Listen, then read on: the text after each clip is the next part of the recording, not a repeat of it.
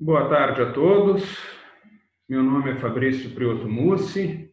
Eu sou docente voluntário da Juriscontos, trabalho como magistrado e hoje teremos esta webconference sobre o tema Interassistência no Poder Judiciário. Para que nós possamos aproveitar aqui o tempo e otimizar os trabalhos, eu vou pedir a todos os que estejam ouvindo que deixem os seus microfones no mudo, a fim de evitar interferências, e que utilizem a ferramenta do chat para fazer perguntas. Certo? Pois bem.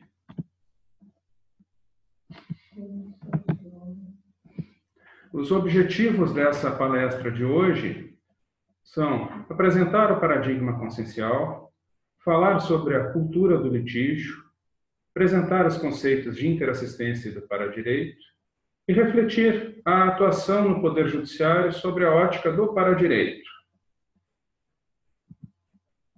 A Juriscontos é uma instituição conscienciocêntrica, interassistencial, multidimensional e universalista. Ou seja, nós aqui nos dedicamos ao estudo da conscienciologia e à especialidade paradireitologia. Temos natureza científica, educacional e cultural, e somos político-partidários. Nos dedicamos à pesquisa, ensino, desenvolvimento, expansão e consolidação e divulgação da paradireitologia. Somos constituídos como uma associação civil, sem finalidade econômica, desde a data de 25 de abril de 2015.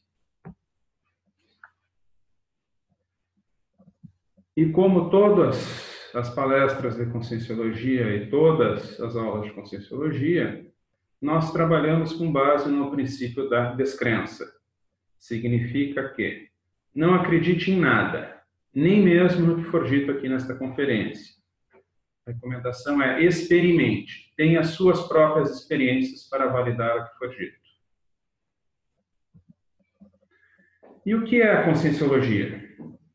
Conscienciologia é uma ciência que estuda a consciência de modo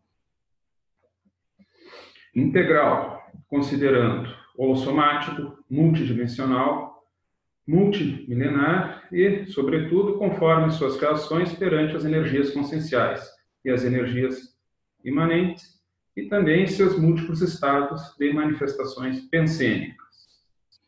Nós utilizamos para estudar a conscienciologia o que nós chamamos de paradigma consciencial. O que vem a ser um paradigma? Paradigma é uma forma, um filtro, um modo pelo qual nós vemos e explicamos o mundo e organizamos o nosso conhecimento. Então, sobre o paradigma consciencial, nós consideramos essas bases. Holossoma. A consciência é muito mais do que esse corpo físico que está aqui se comunicando com vocês. E, além desse corpo físico aqui, a conscienciologia admite a hipótese que hajam outros veículos de manifestação da consciência e que vão se manifestar em outras dimensões. Por isso, nós também agregamos o conceito de multidimensionalidade. A conscienciologia leva em conta ainda o conceito da bioenergética, ou seja, a consciência, nas suas manifestações, emprega energias, interfere nas energias e sofre influência de energias. Essas energias, para fins didáticos, nós classificamos como a energia imanente, que é a energia que está disponível no cosmos, na natureza, e em energias conscienciais, que é a energia imanente utilizada pela consciência e que carrega a informação e o padrão de manifestação da consciência, que para nós é o pensene. O paradigma consciencial também considera a serialidade existencial, ou seja, nós passamos por muitas vidas e muitas existências. Vivemos aqui numa vida intrafísica, descartamos esse corpo físico que estamos utilizando, seguimos nossa trajetória numa dimensão extrafísica e voltamos a renascer nessa dimensão extrafísica e assim sucessivamente. Nós também consideramos a hipótese da cosmoética, que é uma ética que transcende a moral comum da sociedade intrafísica, é uma ética cósmica universal, aplicável a toda e qualquer dimensão, e a diferença dessa ética cósmica é que vai se refletir o quanto cada um de nós consegue aprender dessa ética cósmica e aplicar no seu dia a dia. Somos também um paradigma universalista, aplicado a toda e qualquer pessoa, sem sectarismo, sem escolhas, e utilizamos também a autopesquisa. Tudo isso que nós fazemos por aqui e o estudo da consciência para ser validado com a própria consciência se autopesquisando. Ao contrário da ciência convencional, aqui onde o nosso pesquisador é o próprio objeto, o próprio sujeito da sua pesquisa. Então, essas condições que nós levamos em conta no paradigma consciencial para explicar os conceitos de hoje.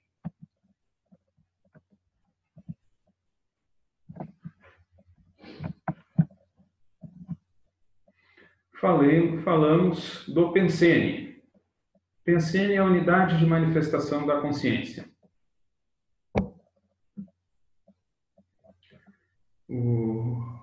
A unidade de manifestação da consciência. O Pensene é uma associação de pensamento, sentimento e energia.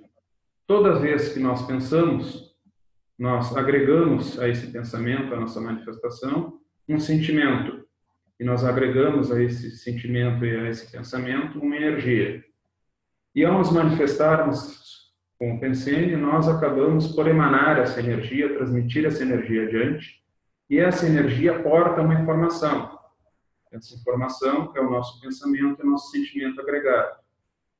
Ele é decomposto para fins didáticos, porém, ele é indissociável. Então, toda vez que eu penso e sinto, eu estou emanando uma energia que vai transmitir essa manifestação e poderá ser recebida e influenciar outras consciências.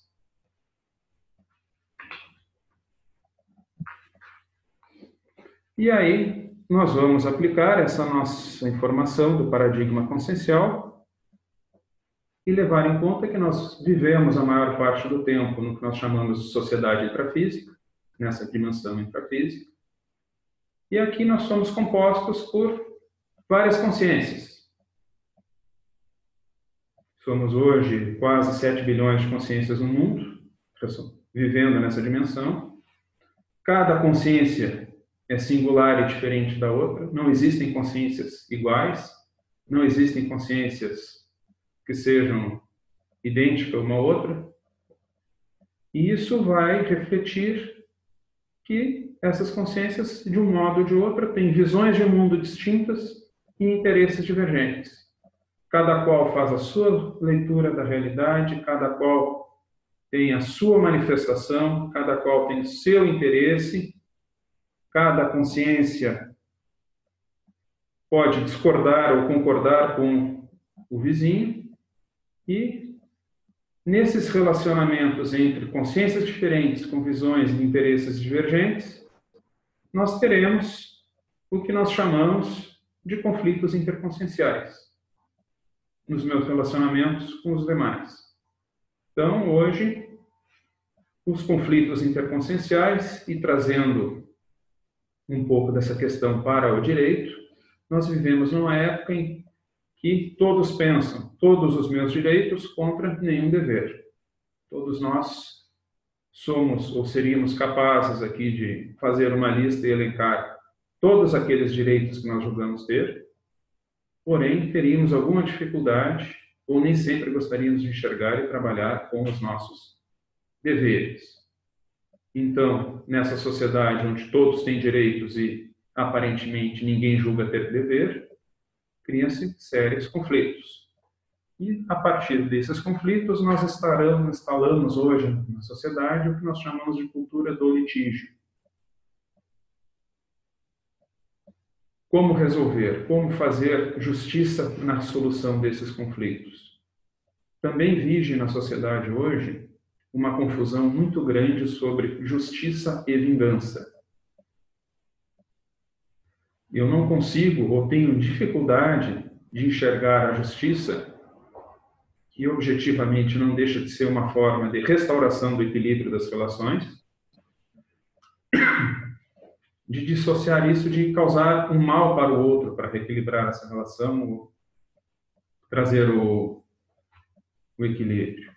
Então, meu conflito, eu não consigo enxergar o meu conflito sem ou enxergar o meu direito, incluindo o outro. Eu passo necessariamente por excluir o outro e brigar com o outro. E se o outro me causa um mal, o padrão da sociedade ou aquilo que está presente no inconsciente coletivo é vingança. É essa confusão. Isso cria, e aí voltando àquela manifestação anterior onde tinha mencionado, cada vez que eu penso um sentimento de vingança e eu externalizo esse sentimento de vingança, sinto esse desejo de vingança, eu estou emitindo um pensênis de vingança. E a soma de todos esses pensênis vai criar algo que nós chamamos de holopensene, que é o conjunto de todos os pensênis, nesse sentido. Então, se cada um ou todos trouxerem como se uma ideia de justiça fulcrada ou baseada na vingança, eu acabo por criar um holopensene de vingança. Podemos até evoluir para algo que nós chamamos de síndrome do justiceiro, que é onde as pessoas, frente a qualquer situação de injustiça, têm, e baseada principalmente pelo fato de que não compreendem ou têm dificuldade para enxergar o contexto e toda a realidade, trazer a sua ideia de justiça, fulcrada numa ideia de vingança, ou daquilo que acha certo, e querer consertar o mundo a partir da sua ideia. E aí sai todo mundo fazendo justiça, vingando ou aprumando conforme aquilo que entende ser o correto. E também essa questão da cultura do litígio, um outro aspecto que é muito frequente ou complementa na nossa sociedade, é a ideia da terceirização. Nós temos um mito que alguém resolve o nosso problema. Isso vem do nosso passado de cultura religiosa, onde nós teríamos uma entidade sobrenatural que, no fim, ou de algum modo, vai prover o que for necessário, vai resolver os conflitos, ou vai punir quem precisa ser punido, ou vai julgar quem precisa ser julgado. Então, eu deliberadamente ou inconscientemente, como eu não consigo enxergar, não consigo resolver o meu problema, eu entrego a solução desse meu problema para outras pessoas. Isso eu chamo de terceirização. E ao terceirizar a solução dos meus problemas para o outro, eu acabo entrando numa situação que eu diria cômoda, porque daí eu fujo da responsabilidade de resolver e entender os meus problemas e de buscar a melhor solução. Ou fujo da responsabilidade de me melhorar e procurar melhorar o meu entorno. E aí nós vamos entrar na ideia de solução de conflitos. Como é que nós solucionamos conflitos na sociedade?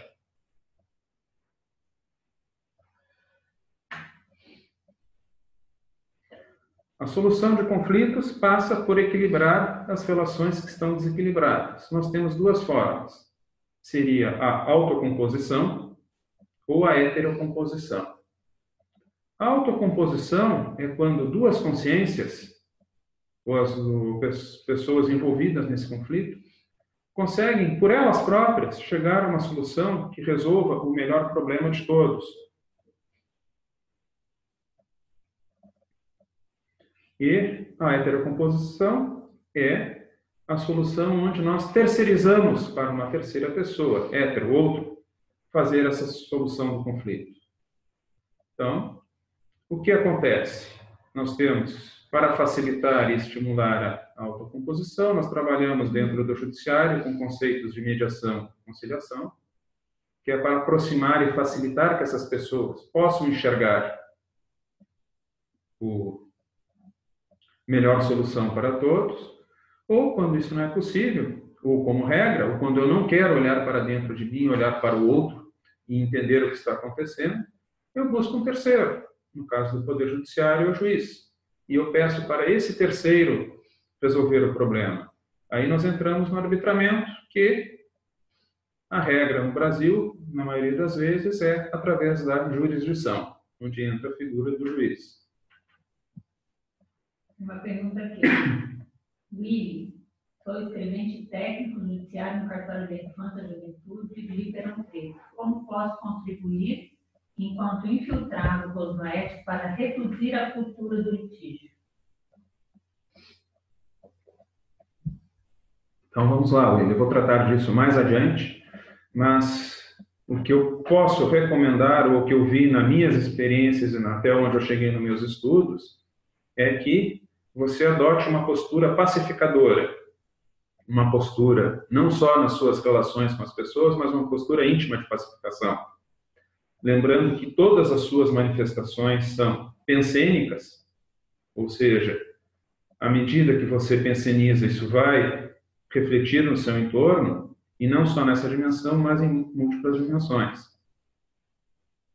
Chegaremos mais adiante nesse tópico. Ele colocou ali que não trabalha em audiência. Não trabalha em audiência, certo? Mas essa recomendação vale para todos os lugares onde nós trabalhamos dentro do Poder Judiciário. E aqui nós temos o Poder Judiciário, que é uma instituição que serve às necessidades da sociedade intrafísica, situada no tempo e no espaço. Isso é importante de se ter, porque em outros locais, em outras culturas, nós teremos outras visões de justiça e judiciário, e em outras épocas nós teremos outras visões de judiciário. Então, nós costumamos muito comparar o judiciário de um país com o judiciário de outro país, porém, esquecemos de comparar o grau, esquecemos de comparar, não seria o grau, mas os modelos e valores que existem numa sociedade e na outra, lembrando que o direito é, acima de tudo, uma realidade cultural e necessidades de uma sociedade extrafísica. Por quê? É uma instituição nossa. Nós não teremos um tribunal extrafísico à semelhança dos nossos tribunais intrafísicos. Qual é a ferramenta que o judiciário usa como regra? A solução imposta. Eu interfiro na sua relação e eu digo a partir de hoje como você deve seguir. Eu dou uma determinação para você. Lembrando que o judiciário, por ser uma instituição da sociedade intrafísica, ele vai trabalhar com o direito, que é uma realidade intrafísica. De uma forma geral, simplificando, direito ele tem três dimensões. Ele é fato, ele é valor e ele é norma. Eu pego um determinado fato, faço um juízo de valor sobre esse fato, e a partir disso eu crio uma norma prescritiva. Exemplo, não matar. Eu tenho um fato, tirar a vida de alguém, tenho um juízo de valor, tirar a vida de alguém é errado. Então eu crio uma norma, não matar. Às vezes, algumas normas do nosso direito poderão se refletir no paradireito, que são normas, questões evolutivas. Outras vezes, nem tanto. Mas isso faz parte. Como o judiciário está a serviço da sociedade intrafísica, o direito vai refletir a realidade cultural desta mesma sociedade. E reflete relações de poder da sociedade, vai impor um modo de vida ou uma visão do mundo que é daquele que, de um modo ou de outro, detém a força, detém a capacidade de mobilizar a produção oficial do direito.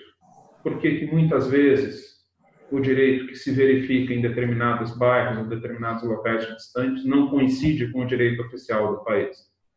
Porque ali há outra realidade cultural, há outra escala de valores, e o direito que se aplica é distinto do direito que tem a pretensão de ser unânime em determinado território. E nessa solução imposta, como é que o judiciário trabalha? Ele vai trabalhar de um modo ou de outro, com rearranjo de situações familiares, por exemplo. Vai acolher uma criança, vai dar a guarda dos filhos para um dos pais ou para um terceiro, vai afastar algum marido violento do lar,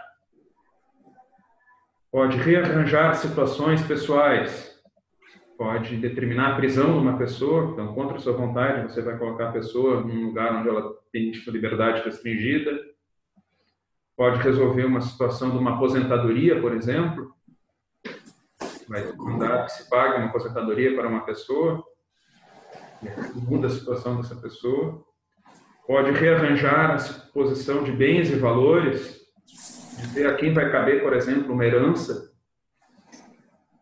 vai dar uma ordem de despejo, vai tirar alguém de sua casa, vai fazer a busca e apreensão no veículo, vai privar alguém de seus bens. Lembrando que nessa situação vai tirar de uma pessoa e vai entregar para outra. Isso tudo são soluções impostas. São ferramentas que o direito intrafísico tem para mexer na realidade. E a partir de agora, vamos pensar mais além. E sobre o enfoque do paradireito? O que nós poderíamos pensar sobre o paradireito e o judiciário no paradigma consciencial?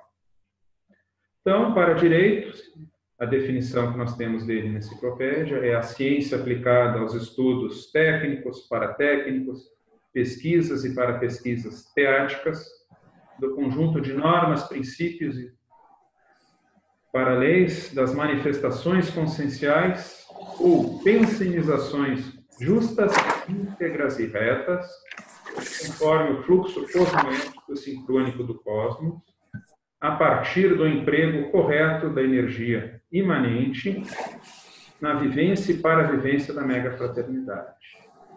Então, aqui, na Conscienciologia, nós estudamos essa questão do paradireito. Então, o que eu vejo no paradireito e é interessante, eu gostaria de salientar nesse conceito? Manifestações conscienciais ou pensenizações. Lembrar e ter em mente que todas as nossas manifestações conscienciais são pensênicas. E essas pensenizações seriam pensenizações justas, íntegras e retas. Como eu chego a essas pensenizações justas, íntegras e retas? Íntegras, autênticas, justas, igualitárias, eu quero promover a igualdade, retas, sem ambiguidades, uma manifestação pura, que faça o emprego correto da energia imanente, lembrando aquele conceito que eu trouxe no início. A energia imanente está disponível na natureza e no cosmos, e a partir do momento em que eu pensenizo, eu imprimo nessa energia imanente a marca do meu pensene, que é a minha energia consciencial. Então, de que modo eu vou transmitir essa energia consciencial? Vou poluir a minha energia essencial com vou poluir a energia imanente com uma manifestação pensênica egoística, que visa só o meu bem, ou o bem do meu grupo? Vou poluir essa energia imanente com uma manifestação que queira o mal do outro? Ou vou manifestar essa energia, vou impregnar nessa energia um padrão que visa a evolução do grupo, o melhor do grupo, que queira o bem dos demais e que queira resolver a situação, que resolva pendências grupocármicas, que vá além e resolva pendências policármicas, ou melhore a condição de todos. Então, a ideia do paradireito é, se eu tenho esses pensenes bons, que eu chamo de ortopensenes, eu vou acabar entrando no fluxo cosmoético do cosmos, que é como a evolução caminha, sem perturbar esse fluxo, sem atrapalhar essa situação, buscando aplicar na prática um padrão de mega-fraternidade, que é o universalismo máximo. Eu olhar para todo mundo, sem distinção, com um olhar de fraternidade e querer o melhor para essa pessoa, que é o melhor para todos. Certo, gente?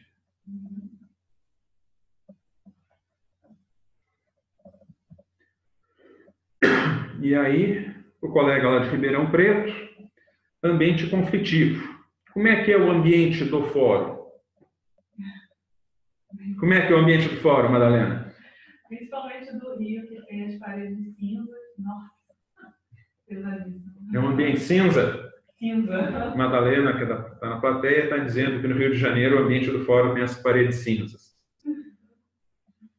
Então, vamos voltar lá atrás. Vamos voltar naquela ideia de que a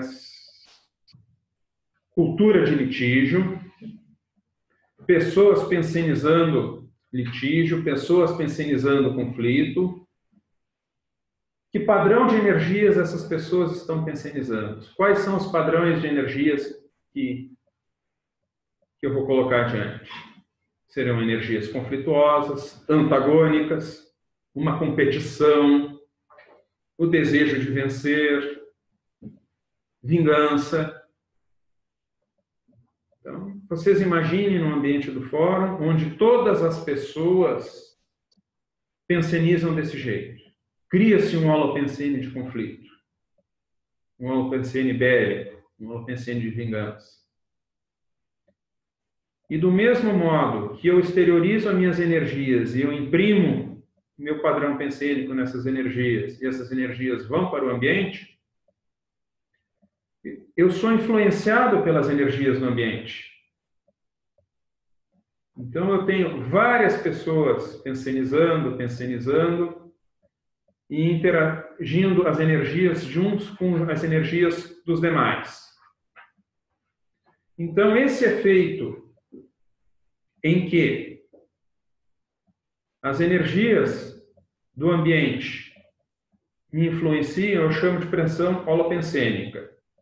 E essas energias acabam por retroalimentar o conflito. Porque eu entro num círculo em que eu pensionizo, alimento o holopensene conflituoso, e o holopensene conflituoso me retroalimenta. E se eu não me der conta e não parar com isso, isso segue adiante.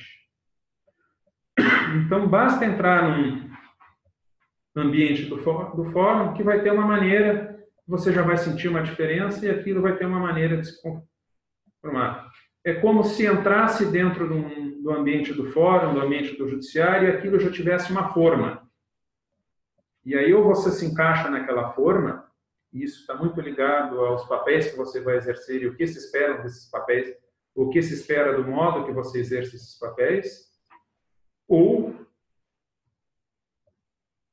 você vai ter dificuldade de se encaixar naquela forma, e aquilo vai lhe atrapalhar. Então, isso é importante para pensar. O que eu posso fazer de interassistência no judiciário é levar em conta. Eu influencio o ambiente me influencia. Então, qual seria a sua postura perante o holopensene conflitivo? Você funciona como agente de sustentação pensênica. Isso é um verbete da Enciclopédia da Conscienciologia. E o agente de sustentação pensênica é a CONSIM, ou a consciência intrafísica, que sustentáculo energossomático, ou seja, vai transmitir suas energias lá dentro, e retroalimentador e potencializador de padrões pensênicos e holopensênicos, ístos ou patológicos, de modo consciente ou inconsciente, explícito ou implícito. Lá dentro você sustenta um holopensene. Que tipo de holopensene você sustenta dentro do judiciário? Ou não só dentro do judiciário, em qualquer ambiente onde você estiver e onde você atuar. Que tipo de holopensene você sustenta? Um holopensene rígido? Um holopensene patológico? Você faz isso de forma consciente ou você faz isso de forma inconsciente? Pergunta aqui. Diga. O fórum melhorou materialmente com a diminuição de processos físicos e aumento de processos digitais, mas os próprios funcionários mantêm conflitos pensênicos com o juiz e a presidente do tribunal, devido à alta diferença salarial entre magistrados e servidores. Pode comentar? Bom, O fórum limpou os processos físicos. Então, tem que levar em consideração o seguinte: a energia da manifestação pensênica, ela não depende de tempo e espaço. Então, mesmo com o processo virtual, cada vez que eu abro um processo desses na tela do computador, e aquele processo só vai existir no momento que eu abrir o arquivo na tela do computador, eu vou acessar e vou me conectar ao padrão pensênico, ao padrão energético que foi colocado naquele processo. Então, eu não dependo de um objeto físico que esteja impregnado com energias boas ou ruins para ter esse rapport, esse link com a energia que foi impregnada ali. Eu posso ter isso pelo computador. E isso posso... Lembrando o princípio da descrença, eu já experimentei isso e já me dei conta disso. Você experimente. Então, e aí vem o ambiente. Seja lá o que cause esses conflitos entre funcionários, servidores, juízes, administração do tribunal, de um modo ou de outro, você está pensionizando. E aí vem a responsabilidade. Se eu estou pensionizando e se eu tenho consciência de que, ao pensionizar, eu vou estar imprimindo meu padrão, transmitindo minha energia, ou seja lá o que eu esteja desejando para o juiz, seja lá o que eu esteja desejando para a administração do tribunal, para o advogado, para a parte, para o promotor, para qualquer pessoa, eu tenho responsabilidade nisso. Então, se todo mundo, num ambiente, tem esse tipo de pensene, a tendência é que esse ambiente vai criar um holopensene carregado com esse tipo de sentimento e de pensamento.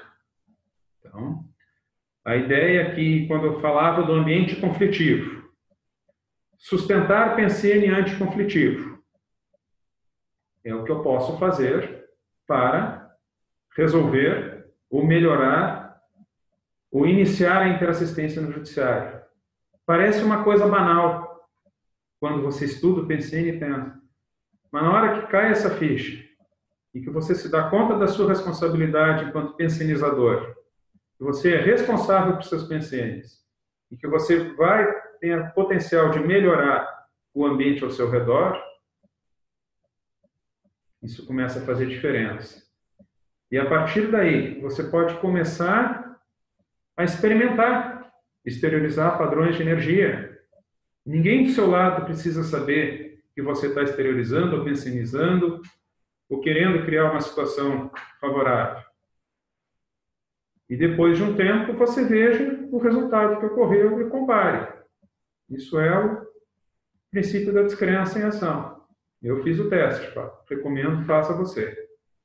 Eu gostaria de chamar aqui uma pensata do professor Walther, chamada paradireitóloga. A consciência paradireitóloga dedica-se à harmonização dos princípios conscienciais e objetiva a própria pacificação íntima a todos, a partir da manutenção de ambientes homeostáticos, anticonflitivos e ortopensênicos. Então, dentro do paradireito, se eu quero ter uma... Se eu quero ou procuro manter uma pensionização íntegra, justa e reta, e eu estou exteriorizando essa energia nos meus pensines e me preocupando comigo em manter esse padrão ortopensênico ao meu redor, eu vou acabar harmonizando a mente. Primeiro por mim, e depois os que estão ao meu redor pelo efeito halo. E isso pode ser experimentado. Então, essa é a saída do ambiente conflitivo. No meu modo de ver, isso é o início da interassistência, a mudança de postura. E aquilo que você pode fazer. E aí, falando de interassistência, dentro do conceito da ideia da conscienciologia, a assistência vai além da mordomia, vai além de pegar pela mão e fazer pelo outro aquilo que o outro precisa fazer por si mesmo. não é ajudar, não é salvacionismo, não é carregar no colo, não é consolar. Assistência é esclarecer. É procurar tirar a pessoa desta zona de conforto onde ela se encontra, ou estimular que ela saia dessa zona de conforto e que ela possa partir para uma reflexão a partir do esclarecimento. Então, dentro do judiciário, que trabalha com solução imposta, também há espaço para esse tipo de situação, de fazer esclarecimento, de estimular a reflexão e de ir além da mera mordomia. Porque dizer para o outro que o outro tem que fazer, às vezes é mordomia, porque você resolve a situação intrafísica, tira a responsabilidade do outro pelas suas próprias ações e ainda dá ao outro uma desculpa do que eu fiz porque foi ele que mandou, eu não queria.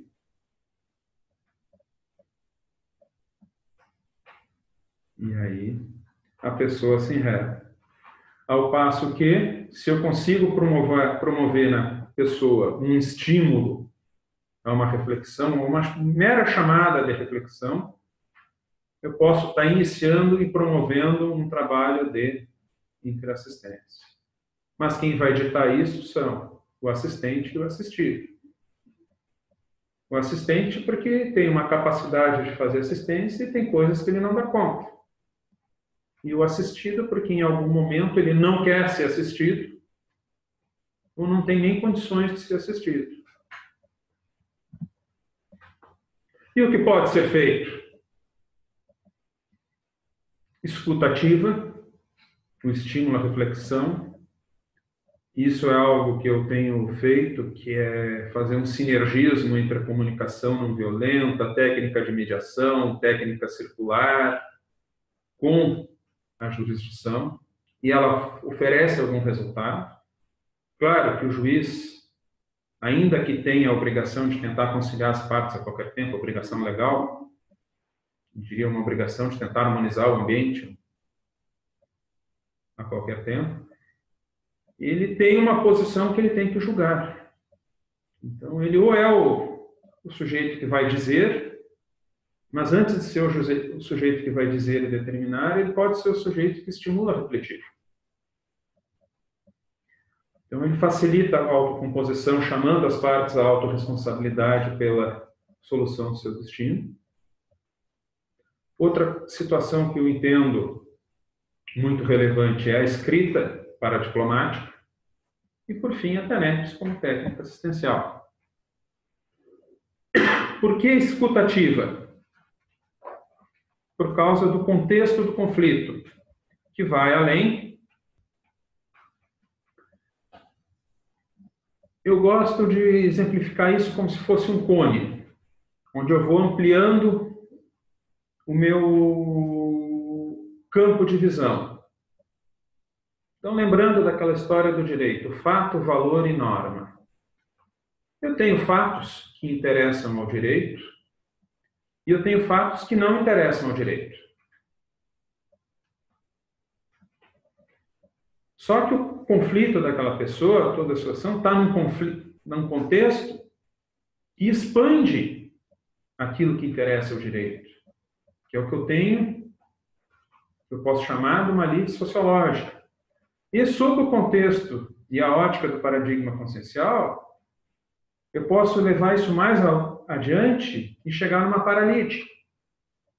Uma lide que leva em conta aspectos seriaxiológicos, multidimensionais, grupocármicos. Então, quando o juiz, ainda que premido pelo tempo ou pelas circunstâncias, resolve ir além e ouvir o contexto do conflito, ele vai abrir o espaço que ele tem para conseguir compreender ou tentar compreender e tentar entender a posição da parte. Escutar para compreender. Ainda que nem sempre eu consiga compreender e entender. Ou ainda que nem sempre eu consiga ter aquela super, ultra visão de conjunto para entender todo o contexto, porque, lembrando, como eu estou dentro de uma situação, de uma instituição que serve à sociedade intrafísica, nem sempre eu vou conseguir, ou vou ter uns limites no direito intrafísico na hora da atuação. Estimular a reflexão, o questionamento. Eu chamo a técnica das perguntas cretinas. Mas, pergunto, seu fulano, o que o senhor quer? Aí o seu fulano olha com uma cara assim, de, como assim, o que eu quero? Eu quero tudo aquilo que eu tenho direito. Tá, mas o que o senhor tem direito? Tudo aquilo que o senhor disser que eu tenho direito.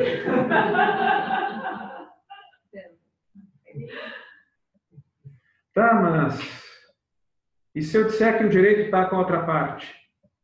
Todo ele. Aí não.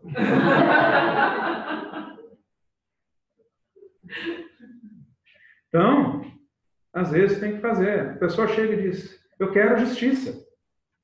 Em alguns casos, eu pensei, eu vou perguntar.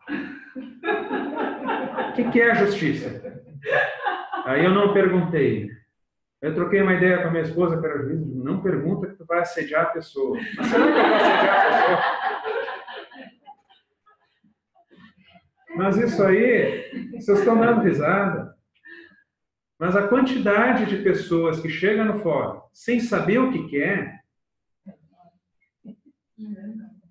Então, auxiliar a pessoa a identificar o que ela quer pode tirar ela de uma interprisão, pode tirar ela de um litígio, pode tirar ela porque ela não sabe o que quer. Nós temos a linguagem do dinheiro, que é uma linguagem muito pobre para traduzir o problema e resolver as situações das pessoas. Ela procura um operador do direito que tem uma visão que vai encaixar aquilo que ela está falando, de todo aquele contexto do conflito, ela vai pensar alguns fatos que interessam ao direito. Não, vamos fazer tal coisa. E criar uma situação. E a partir daí, ela vai desenrolar um processo. Eu não estou dizendo que essa pessoa não tenha o direito que ela está buscando. Mas eu posso ir além. Se essa pessoa se der conta daquilo que ela quer, pode ser que essa pessoa não entre no conflito, ou harmonize. E ao conseguir restabelecer a situação, restabelecer o equilíbrio e sair da situação de conflito, essa pessoa vai ter capacidade de se liberar para seguir adiante, sem ficar enredado. E aí eu entro para aquele colega lá de Ribeirão, postura pacificadora. Estimular a autocomposição. Em primeiro lugar, abrir mão de impor a solução dentro daquela forma. Você entra num lugar onde está todo mundo tão acostumado a esperar e a ter o juiz como aquele que aponta e decide, você se acostuma, ou às vezes, se você, juiz, tiver um apego ao poder, você não vai deixar que as pessoas resolvam. E aí, quando eu deixo ou impeço o dono do problema de solucionar ou arranjar a solução para o próprio problema, o quanto eu me comprometo com essa pessoa? Deixar o outro assumir a responsabilidade pelo próprio destino, respeitar a liberdade do outro. E deixar a intervenção só para quando for necessário, porque às vezes a solução que as duas partes vão encontrar, o juiz não vai poder chancelar, porque ela é ou contrária à lei, ou eventualmente vai ter que ter o discernimento de evitar que seja uma solução prejudicial aos demais. Então, tem dois pais brigando pela guarda do filho. Nenhum deles quer exercer a guarda do filho. Estão lá brigando por qual avó vai cuidar do filho e vai criar o filho. Aí eles chegam a um acordo. Aí você vai verificar. Poxa, nossa, aquela pessoa para quem eles querem entregar a guarda do filho tem piores condições de criar aquela criança. Então, às vezes, tem que ter esse temperamento, tem que intervir quando necessário. Mas buscar isso, estimular a autocomposição. Pessoas estão lá no fórum pedindo 20. Mas aí ela se dá conta. Não, mas 3 resolve a minha vida, me deixa satisfeito, eu vou viver feliz para sempre. Não vai viver feliz para sempre, porque vai ter um problema mais adiante, mas vou resolver o meu litígio, essa minha situação. E aí o outro olha e diz, não, mas espera aí. Você tem direito a 20, vai se contentar com 3, vai abrir mão de 17? E aí, doutora Maria? Então. Tomar 3 resolve a sua vida? Aí é a reciclagem dos advogados. Nós estamos falando da reciclagem dos juízes.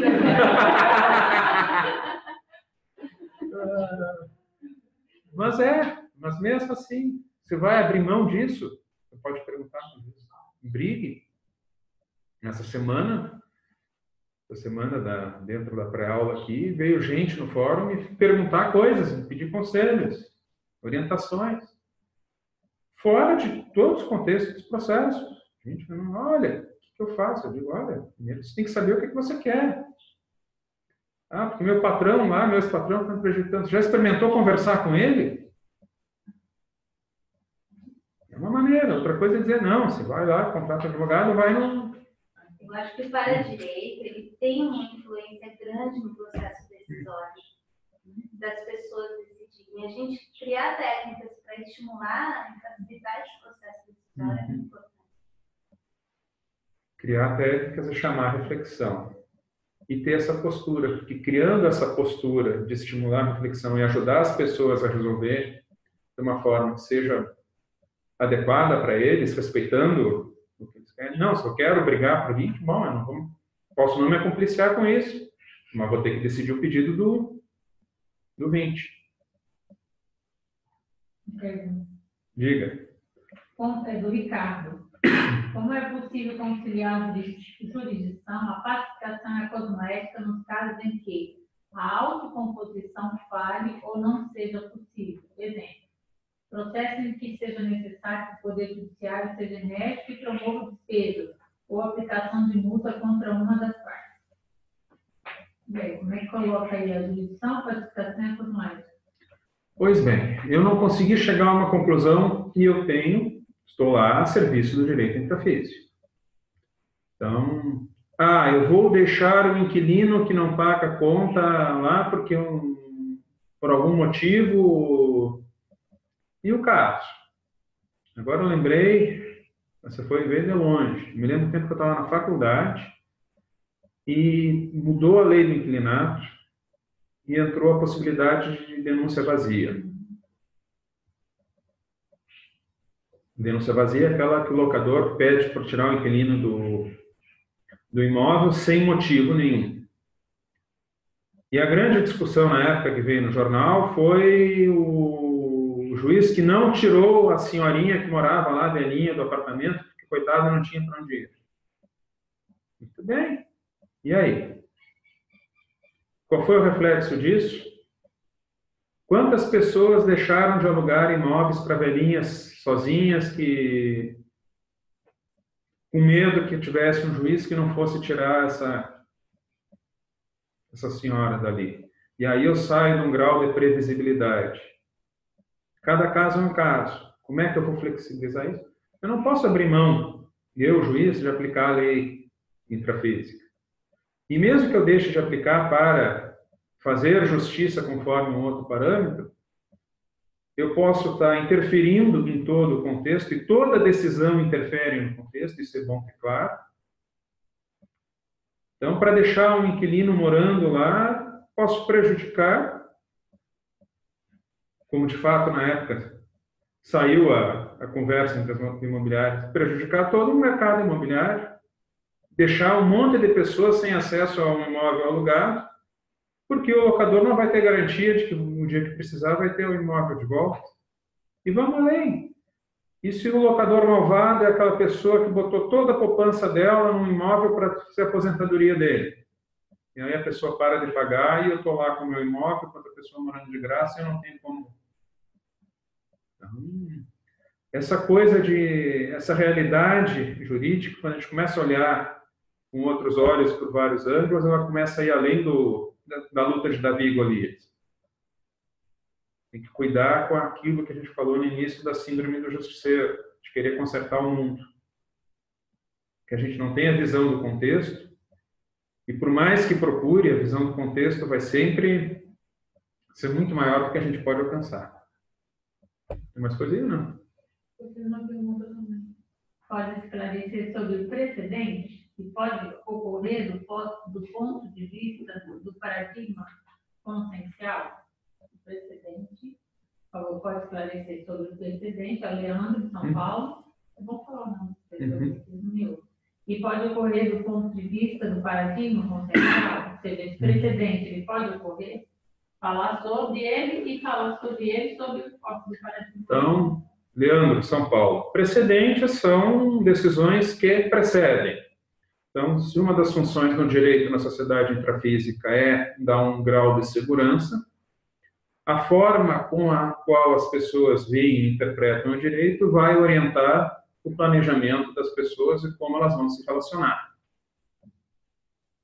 Para um juiz, eu confesso, é muito bom em determinadas situações ter um precedente, ela não deixa de ser uma forma de terceirizar a responsabilidade.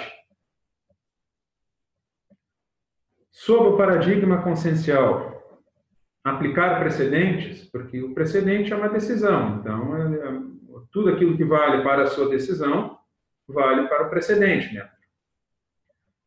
Aplicar o precedente ou deixar de aplicar o precedente, às vezes, quando eu deixo de aplicar um precedente, não, eu não aplico, eu estou forçando que a parte que se sentiu prejudicada tenha que manejar várias situações recursais até chegar num ponto em que, em algum tribunal que uniformiza a aplicação dos precedentes, vai aplicar esse precedente. Então, em vez de eu resolver a situação aqui agora, eu vou protelar a solução de uma situação.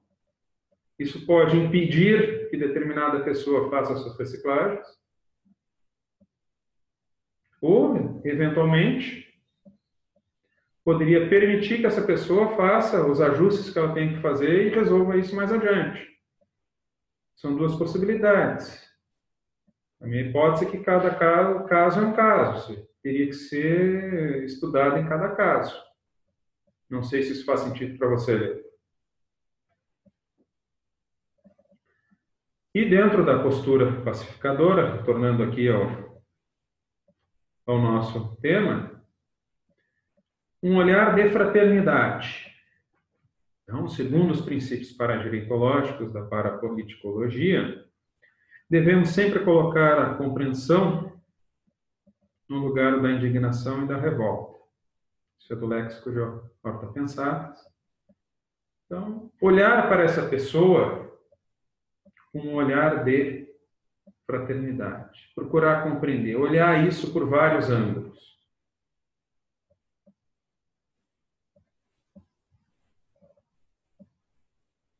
Eu tive uma experiência num curso de campo em que passou na minha mente vários, vou dizer assim, clientes e situações, e parecia que tinha alguém que sempre me apontava para elas e me mostrava assim um outro lado possível para aquela realidade. Eu pensava, pois é. Então, toda realidade tem mais de um lado possível. Toda realidade tem mais de uma visão possível. Depende muito da postura da pessoa de querer verificar e buscar essa outra realidade possível. Por quê? Porque quando eu tenho uma crença, eu vou procurar os fatos que confirmem a minha crença. Quando eu quero procurar os fatos, procurar fatos que confirmem a minha crença, simplifica o raciocínio, simplifica a pesquisa. Quando eu quero tentar examinar os fatos de todos os ângulos possíveis, isso vai acabar dificultando, vai dar mais trabalho, mas vai ir adiante. Então, eu olhar para essa pessoa, um olhar de fraternidade. O que levou essa pessoa a fazer tal fato? E digo mais, estava pensando hoje, aumentar esse olhar de fraternidade para um olhar de gratidão, muitas vezes. Porque, às vezes, no trato do fórum, eu tenho certas pessoas que provocam em mim sentimentos, não sentimentos elevados, sentimentos mais baixos e parapatológicos possíveis. E aí, o que me leva, o que naquela pessoa, naquela consciência me desperta essa reação? Olhar para o outro como se fosse um espelho. Então, por que eu sinto raiva naquele momento? Por que eu sinto desejo de vingança naquele momento? Às vezes, o outro, aquela pessoa que está sendo julgada, vai estar servindo para apontar o furo do juiz. E aí, olha que interessante, né? Eu tenho, em vez de eu julgar aquela pessoa que está na minha frente, eu julgo meu réu interior. E aí eu tenho que ter a mente aberta para pescar isso. E se aquela pessoa conseguiu me mostrar isso, poxa, que maravilha, olha o quanto eu aprendi com a pessoa que eu estou julgando. Tem que ser grato para isso, grato por essa persistência. Então, o desafio é botar isso na prática o tempo todo.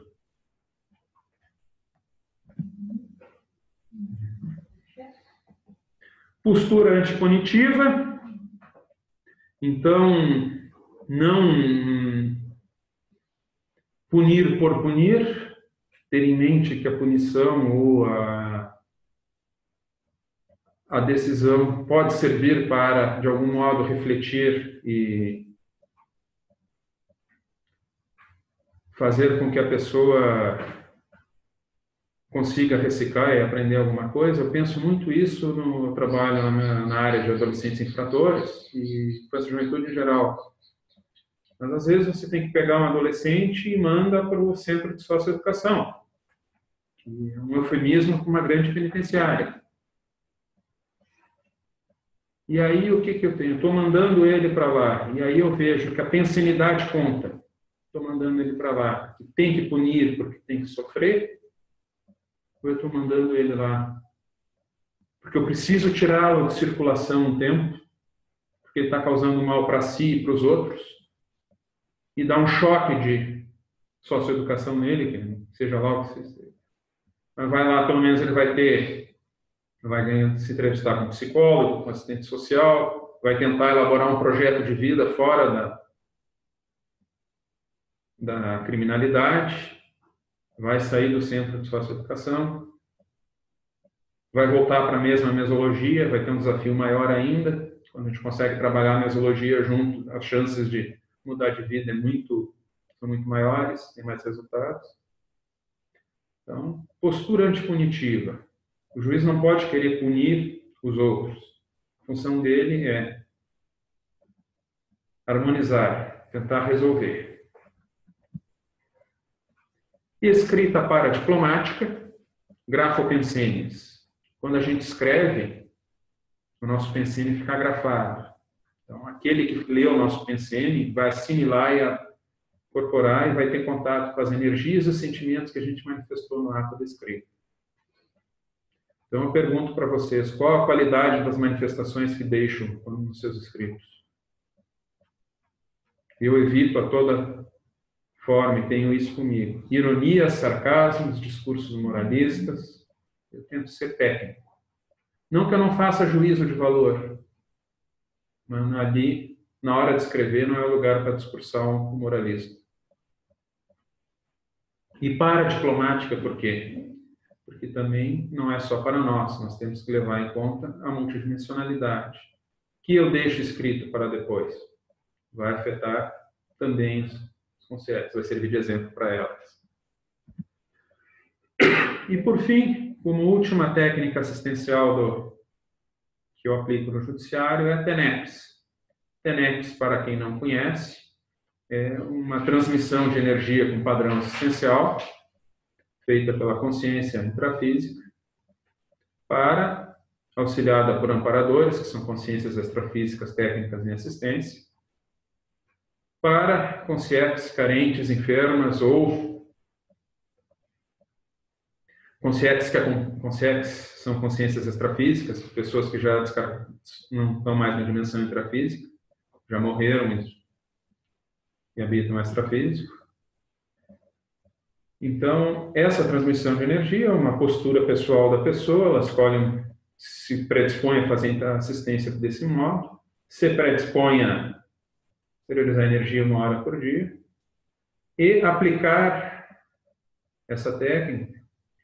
Eu sou tenepsista e eu faço, eventualmente, dependendo da pessoa, me vem um insight durante essa audiência de essa pessoa eu vou colocar na tenepse. E aí, aquela pessoa.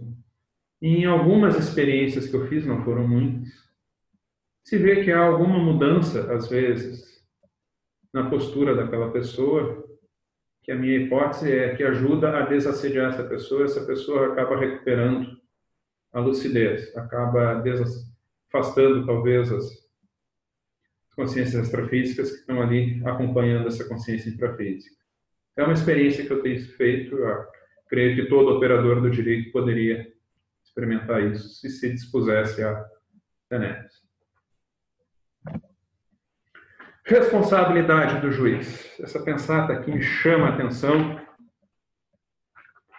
Na lei de causa e efeito, a balança que pesa a ação do réu é a mesma que pesa a ação do juiz, segundo a paradireitologia.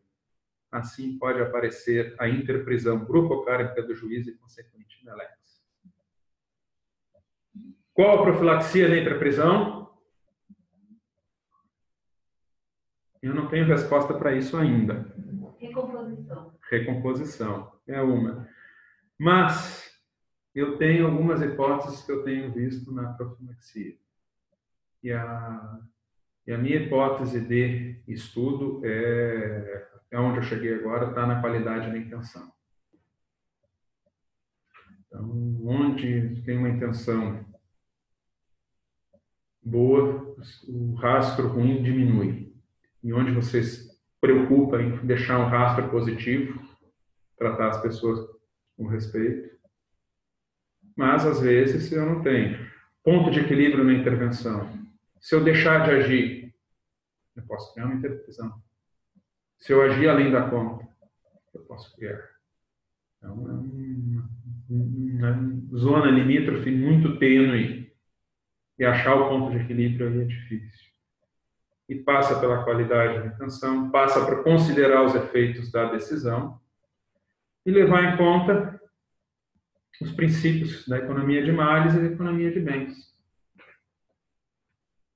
Ponderar a hora que eu for decidir, eu tenho consciência dos efeitos, ou eu penso, pelo menos, nos efeitos que eu posso causar com a minha decisão.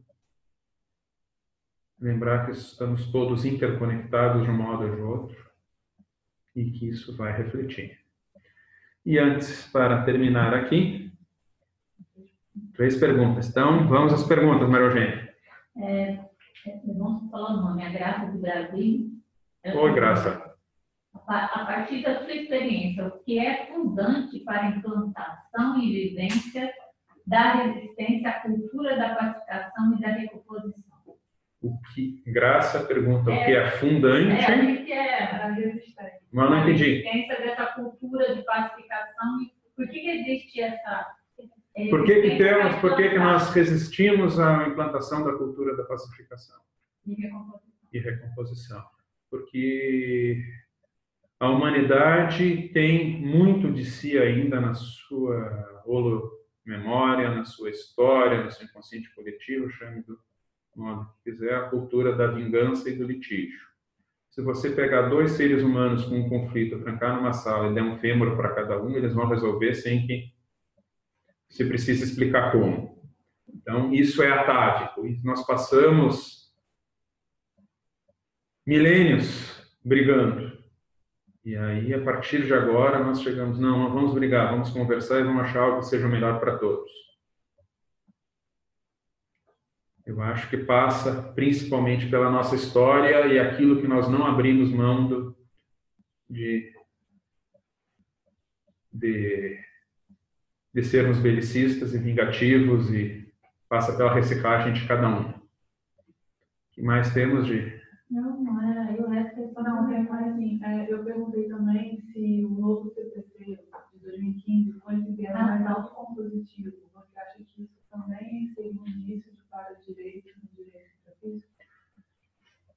Eu não vejo como um indício de para-direito. Tem vários aspectos. Madalena pergunta se o novo Código de Processo Civil, que estipulou fases preparatórias de conciliação e mediação e propõe a autocomposição, seria um indício do para-direito. Ele tem esse viés de evolução. Eu acho que tem mais gente pensando em restauração, em composição, por um lado. Por outro lado, é uma estratégia também de solução, porque o que se percebeu com isso, ainda que a mediação e a autocomposição não esteja longe ainda de ser solução para todos os conflitos, chegou-se a um consenso que a jurisdição é incapaz de dar vazão a todos os conflitos, porque eu resolvo processos e não resolvo litígios. E o Leandro também, na hora que você fala de julgar o réu anterior, o Leandro perguntou o seguinte: nesse sentido, você tem clareza do exercício pessoal de isenção? Olha, Leandro, tem momentos... Leandro pergunta sobre a pergunta anterior, sobre a fala de julgar o réu interior. Se eu tenho clareza da minha isenção no ato de julgar. Eu acho que isso aí faz parte do juiz se autoconhecer. O juiz se autoconhecer e se autopacificar é primordial. Porque ele tem que saber, ele tem que identificar os seus conflitos pessoais para poder atuar com isenção. Certo? Então, aqui eu tenho essa pensata que eu deixei para encerrar, que, segundo a paradireitologia, todo profissional, para ser magistrado, deveria se submeter aos testes da autoequanimidade. Então, o que seria essa equanimidade vivenciada?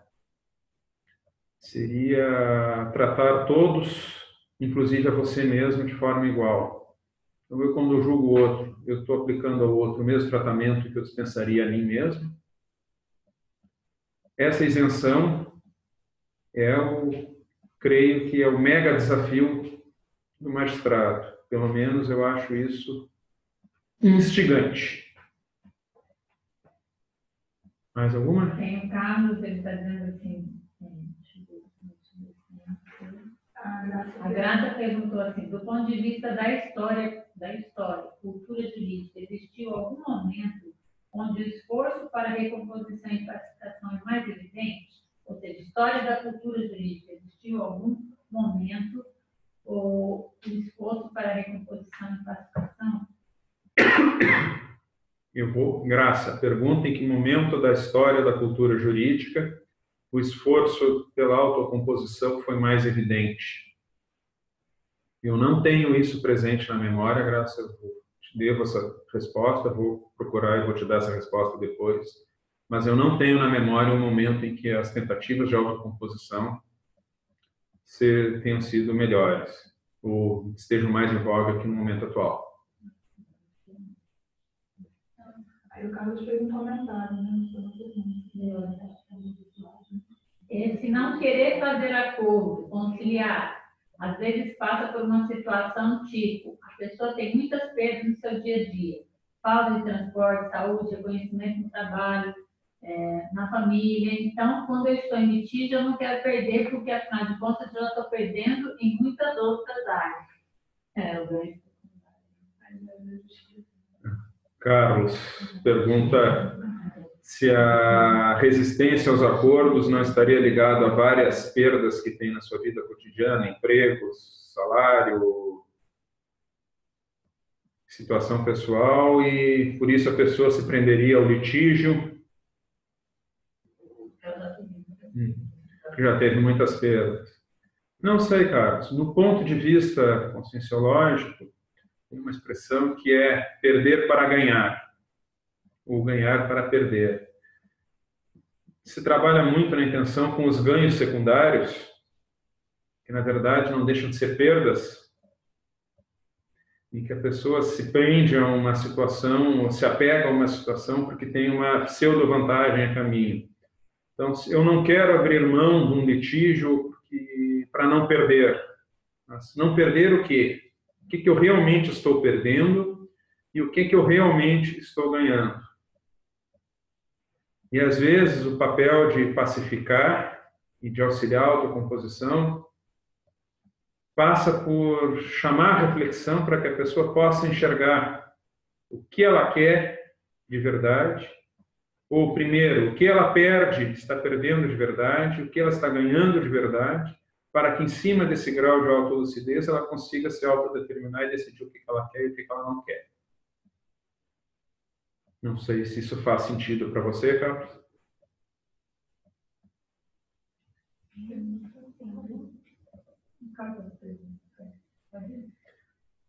Então, plateia presente, para a plateia. Plateia virtual. Sou muito grato pela oportunidade de estar aqui expondo e dividindo minhas ideias com vocês. Estou à disposição para trocar mais ideias. E eu gostaria de, a partir de agora, divulgar as atividades da Juriscons. Então, atividades regulares da Juriscons, nós temos a nossa dinâmica parapsíquica no CAEC em Foz do Iguaçu, todas as quinta-feiras, às 9 horas. 9 horas é o horário de início da dinâmica, então chegue com antecedência. Meia hora antes. Todas as terças-feiras, das 19 às 20h30 horas, aí não no CAEC, mas na sede da Juriscons, no campus de discernimento, em Foz do Iguaçu, nós temos um debate sobre conteúdos paradireitológicos, onde são debatidos pensatas e verbetes paradireitológicos. São todos convidados a participar. E nós temos os próximos cursos da Juriscons. Temos no próximo final de semana, aqui em Foz do Iguaçu, o curso Teáticas da Autolibertação Evolutiva.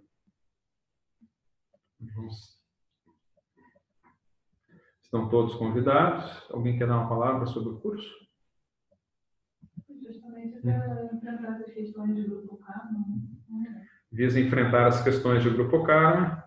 Nós teremos o curso Teáticas do Código Pessoal de Cosmoética, dias 13 e 15 de julho, 18 e 19 de agosto. O curso Teáticas do Código Pessoal de Cosmoética procura demonstrar e transmitir a estrutura de como criar suas cláusulas do seu Código Pessoal de Cosmoética, identificar valores e promover reciclagens a partir dos valores escolhidos daquilo que a pessoa deseja para ela própria. Teremos, de 6 a 12 de agosto de 2018, a 6ª Semana da Paradireitologia e o 10º Fórum da Paradireitologia. O tema desse ano do fórum é a interação cosmoética para direito. Então, nós teremos uma oficina do pré-fórum, um curso com a professora Malo, né? Isso? Malo Balona, a técnica da egobiografia proexológica comparada. Teremos o complementário temático da interação cosmoética para direito, da segunda, dia 6, à quarta, dia 8. Teremos a dinâmica da paradireitologia, na quinta, dia 9 de agosto, período da manhã. E o fórum, propriamente, que começa na quinta-feira, dia 9 à noite, e vai até o domingo, dia 12. Teremos a discussão de verbetes paradireitológicos no tertuliário durante a semana. Teremos o círculo mental somático, já definimos o tema do círculo. Interação cosmoética para direito. O círculo mental somático é sábado pela manhã, no tertuliário. E temos o curso de campo da Juriscons, que é o Teáticas da Megafraternidade, que são campos bioenergéticos para estimular a apreensão dos conceitos de megafraternidade e do paradireito, com grandes debates. Os próximos cursos ocorrerão esse ano em Brasília, entre 8 e 9 de setembro, Cascavel, em 29 e 30 de setembro, São Paulo, em 24 e 25 de novembro, Porto Alegre, dia 1º e 2 de dezembro. Maiores informações na página da Juriscons e no Facebook da Paradireitologia. Então é isso, gente. Muito obrigado pela atenção de vocês e pela oportunidade. Encerro por aqui.